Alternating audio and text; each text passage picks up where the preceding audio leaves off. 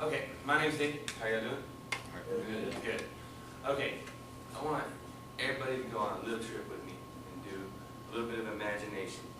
So you're in your car, you're driving down like 290, getting there about 34th, and you're headed to Starbucks, and everybody's gonna go get some coffee, and everything's good. You're right there in the corner, and this guy comes up, and he's got his little squeegee, and he's doing your windshield, and he's like begging for $1, or you're smoking a cigarette, and you got your window down.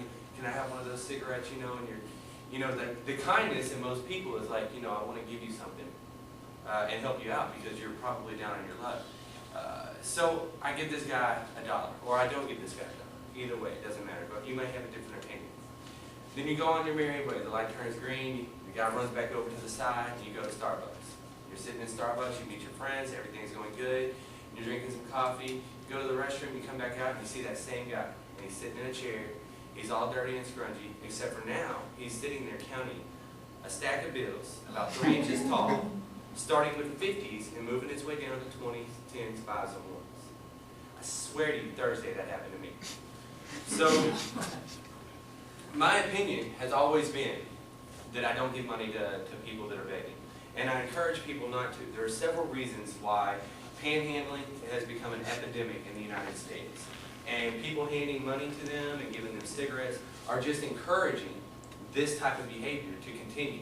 If it's lucrative and profitable, you're going to do it. As a matter of fact, when I saw that guy's cash, I almost thought to myself, I want to just go see if I could do it. It's tax-free money. This guy probably made $300 in one day, tax-free money. And I paid taxes on the dollar I gave him. That doesn't make any sense to me.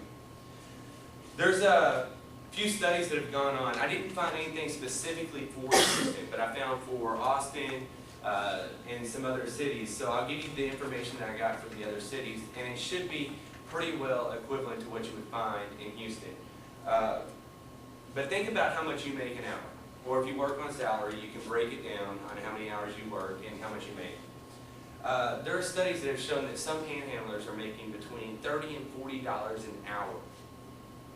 $30 and $40 an hour. If I could make $30 or $40 an hour, I would not be here right now. Damn it, I don't need the education so much if I can make $30 or $40 an hour. Okay, then most of the panhandlers are not exactly homeless, as you would say. These people aren't so much living on a street or on a bench or under a carton of boxes. These people have a home to go to, so they're not so much homeless. They just don't feel like working. Or there are the cases where there are people that have a problem and can't go out and work, but the majority of them have the opportunity to work, just are not. There's the problems that are causing them not to work is what you really need to take into consideration.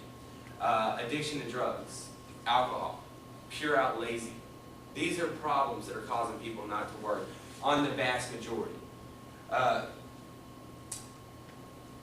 So consider this. If you're giving money to a person that's homeless and they're drinking or they're addicted to alcohol or drugs, you could be possibly enabling them to take their last drink, smoke their last marijuana cigarette thing, hit the crack pipe one last time, and die. You're actually contributing to that. The more time that they're spending begging profitably, is the less time that they're actually spending looking for a job to contribute to society and do something productive with their lives. Panhandlers are often aggressive. There's been many situations where a panhandler will get aggressive when somebody's not handing them money and getting upset with them. So really be careful of what you're doing when you're going up to try to give somebody money. The options that you have, besides giving them money, and this is where I would tend to lead somebody if they feel like they need to contribute. Offer to buy them a hamburger. Go volunteer at charities or organizations that are set up in a means to help these people on their own without actually giving them cash. And if you feel like you have enough cash to do that with, and it's not so much wasting it in a charity or an organization of that nature, but if you have enough cash to do it directly to the organization, directly to the charity, not to the person standing on the street that's going to turn around and most likely not get the money to go buy food. Don't contribute to the panhandling epidemic. There are other means of which you can help the people. I know that a lot of people want to help. I want to help. I just don't want to give my cash to somebody on the street. They're not changing where they're at. Day after day, week after week, month after month, they're gone. If you think that they're only going to be out there for an hour until they get enough money to go eat, more than likely you're wrong. So decide. Do you want to give your hard-earned cash to somebody that is capable of working, most likely going to spend it in a place that you're not willing to contribute to help enable them die? Or would you rather just go ahead and contribute to another organization, maybe buy them a burger, and see if that's really what they want out of it? Think about it.